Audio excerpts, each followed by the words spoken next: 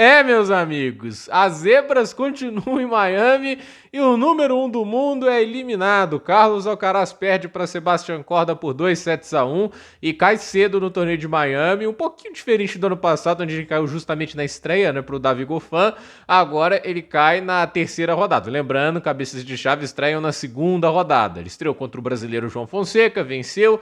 Hoje enfrentou o Sebastião Corda e perdeu. E olha que quase foi uma lavada, né? O Corda, em certo momento do segundo set, estava muito mais próximo de conseguir 2 quebras de vantagem do que o Alcaraz empatar o jogo. Porém, o jogo, né? Eu só não gravei esse vídeo mais cedo porque o Corda não resolveu em 2 sets, né? Porque eu saio lá pra ir pra igreja, né? E aí, obviamente, o jogo tava ali naquele linear, né?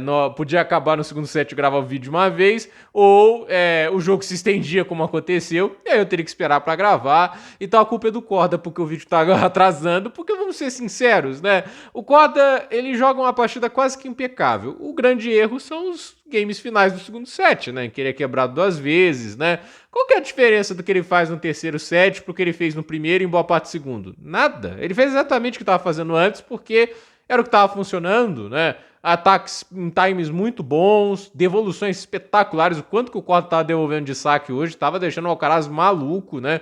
E assim, ele consegue ir até para um lado de mais variação do que outros tenistas, né? Quando você para pensar um Rinderknecht, né? Ele não consegue variar igual o Corda, não sustenta a troca igual o Corda. E assim, o slice de backhand do Corda é um negócio que eu não canso de elogiar, uma das mecânicas mais limpas e bonitas que eu vejo, assim, no tênis atualmente. Muito eficaz, né? E assim, ele tem um ball striking, né? Essa batida de bola de fundo de quadra fantástica com os dois lados. O grande questão do Corda, ele joga muito no limite.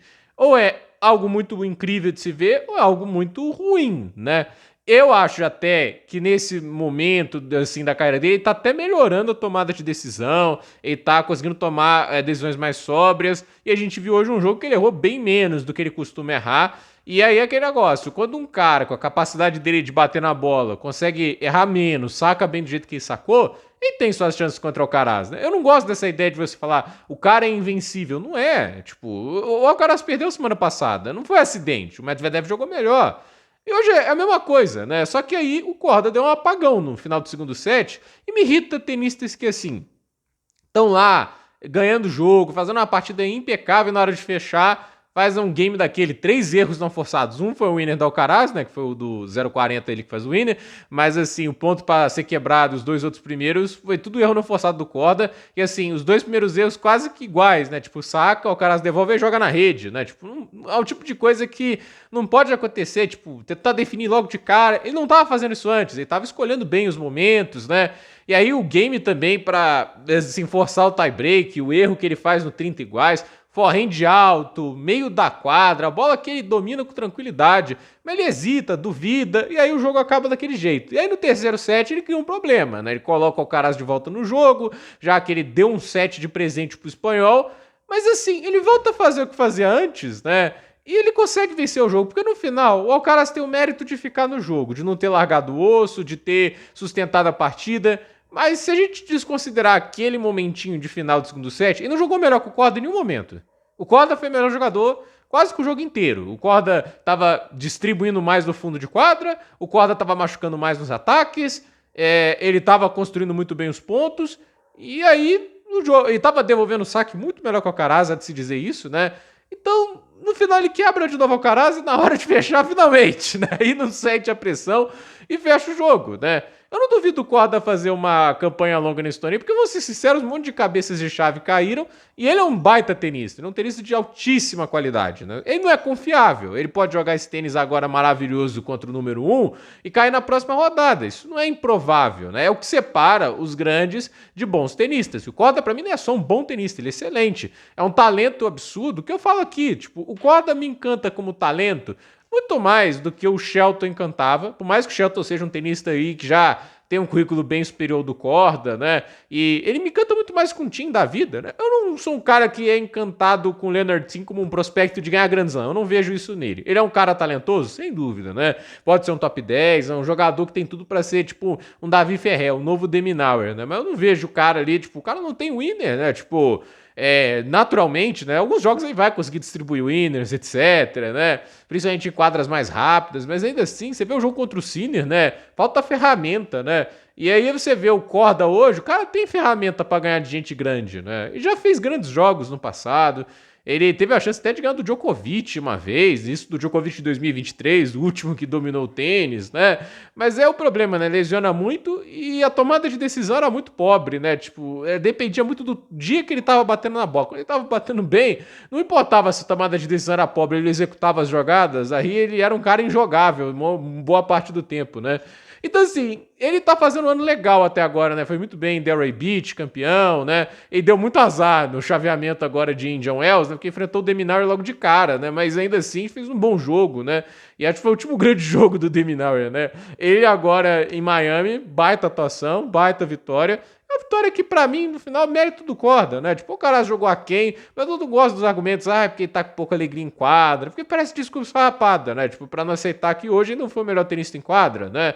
E por mais que ele seja o grande talento do tênis atualmente, 7 grandes slams, isso é inegável, né? Eu acho que tem uma coisa que me irrita um pouquinho, eu vou falar um pouco da ESPN, que às vezes parece que não estão comentando o jogo, né? Que eles estão torcendo pro Alcaraz, porque assim, tá ali o primeiro set, né? O Korda tá jogando no mesmo nível o tempo todo ali do Alcaraz, tudo isso, né? E, assim, eles falam de um jeito quando o Korda tá ali ganhando alguns pontos no fundo de quadra, como se fosse surpreendente de conseguir aqueles winners, tipo, poxa, se vocês veem um Korda jogando, você sabe que ele é capaz de fazer isso, né? Tipo, era uma análise que eles podiam fazer no início do jogo, de falar, esse é um jogo que pode ser perigoso se o Korda jogar bem. Se eu fosse comentarista, eu falava, né? O Alcaraz era favorito, porque de fato é o número 1, a gente sabe o que o Alcaraz tá fazendo no ano, e assim, né, ele é o favorito, mas é um cara do outro lado perigoso, né? O ranking atual não reflete o que o Korda é. Tipo, o Korda é um cara que não teve lá um período muito bom em 2025, mas ele é um cara perigoso, e ele já teve algumas vitórias muito importantes nesse ano, né? Então não é um cara que dá pra ter desleixo, né? Mas não falo isso, né? Tipo, no final ali, tipo, até no segundo set, assim, o Alcaraz tava jogando mal pra caramba, né? Tipo, e não é falado isso, né? Tipo, eu acho que o Alcaraz hoje, no segundo set, né? Ele teve preguiça pra fazer ajuste de novo inteiro. Ele conseguiu quebrar porque o Korda deu uma encolhida de braço, né? Porque se o Korda faz um game igual que ele estava fazendo antes, ele ganhava ali. Ele errou muito no final do segundo set, mas parou de errar e ganhou o terceiro. Então, pra mim, assim, o Alcaraz teve uma atuação bem decepcionante. Eu acho que pela falta de ajuste, tentando buscar algo diferente, né? Ele aceitou muito fácil o domínio do Korda no fundo de quadra e no final ali o americano teve, obviamente, o caminho para trilhar a vitória a partir do momento que ele conseguiu tirar o espanhol da zona de conforto, conseguiu deixar ele mais errático no jogo também, a partir do momento que ele conseguiu machucar mais nas trocas, né? Então, é uma baita vitória pro Korda, quem sabe para reconstruir a confiança dele, obviamente tem um peso grande, mas sem perder esse jogo, olha, eu vou te falar, depois que ele fez nos 2 primeiros sets lá, pelo menos até a hora de sacar pro jogo pela primeira vez, né, essa era a derrota que machucava, né, porque o que ele tinha feito até ali o 5-4 do segundo set, era uma partida quase que impecável, né, só que tem esse finalzinho do segundo set ali que ele deu um apagão que quase custou o jogo, mas aquele negócio, ele não precisava reinventar a roda no terceiro set, era voltar a fazer o que estava fazendo bem. Fez isso e ganhou. Então, Sebastião Korda tá aí na oitavas de final. Vamos ver o quão longe ele consegue chegar no torneio. A gente já cansou de ver a gente eliminar o número 1 e cair na rodada seguinte, né? Vamos ver o que é isso que acontece com o Korda ou se ele avança mais, né? E a chave abriu desse lado, né? Essa chave aí que a gente vê os jogadores que estão jogando hoje, um deles vai estar na final. Aí abre a chave pro Korda, pro Fritz, dependendo hoje pro Fios ou pro Tsitsipas, né? Tem outros atletas ali que podem aproveitar. Tommy Paul também tá na briga.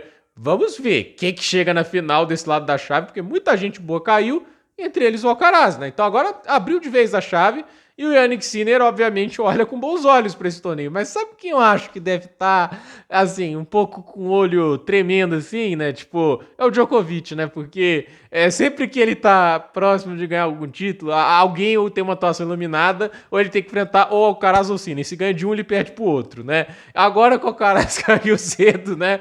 E, assim, uma quadra que ele jogou bem no ano passado, né? O Djokovic não tá em quadra pra jogar, né? Que coisa, né? Uma pena, mas a verdade né? Como é que vai saber que vai acontecer isso? E o Djokovic, obviamente, tá se preservando aí para outros torneios. Vamos ver como é que o Djokovic joga no Saibro. E agora é ver o Alcaraz no Saibro. Eu acredito que agora a gira de Saibro é a superfície onde ele tende a dominar. E ano passado, lembrando, campeão dos 3 grandes torneios que disputou, ele ganhou em Madrid, não, ganhou Roma, quer dizer, Madrid quem ganhou foi o Ruud, né? Que o Alcaraz não jogou Madrid. Ele ganhou Monte Carlo, ele ganhou Roma, ele ganhou o Roland Garros, a única derrota no Saibro foi na final em Barcelona. Então, assim, uma gira de Saibro magnífica. É um lugar onde ele se sente super confortável. Por outro lado, pressão para defender pontos e essa Sunshine Double vira um ótimo momento para o Sinner tirar pontos, né? Porque ele já ganhou 1.000 na última semana por ser campeão em Indian Wells. Se ele tira mais 1.000 agora, o número 1 do mundo volta a entrar em debate, né? Tipo, e a posição ali da corrida para Turim também começa a ficar bem mais parelha